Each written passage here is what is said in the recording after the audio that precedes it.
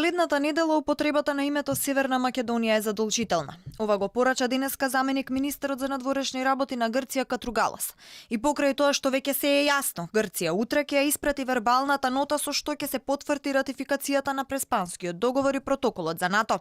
Со овој чекор ќе биде исполнет и последниот предуслов за стапување на сила на спогодбата која се потпиша на 17 јуни во Нивици. Официјална Атина очекува уште од утре да се започне со обврските за промена на името. Потоа се подразбира промена на имињата на институциите, таблите на граничните премини и користење на новото име Ерга Омнес. Во понеделник ќе биде испратена вербална нота што ќе информира за ратификацијата на договорот и во продолжение Северна Македонија ќе ги информира Обединетите нации, но и сите земји членки што ја признаа под уставното име, така што од сега па натаму признавањето да биде со новото уставно име. И секако од понеделник започнуваат незините обврски во натежноста да ги промени имињата на улиците, на објектите, на документите што го имаат старото име, како што беше договорено.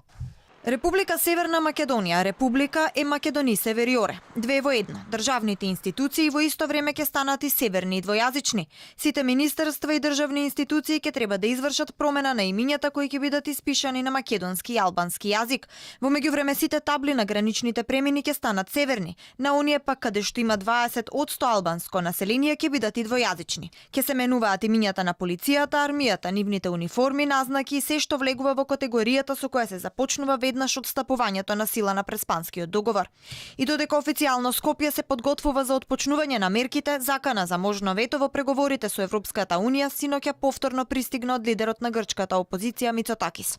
Убеден дека во следните месеци ќе ја формира новата грчка влада, порача дека ако било потребно ќе ставел вето на Скопје.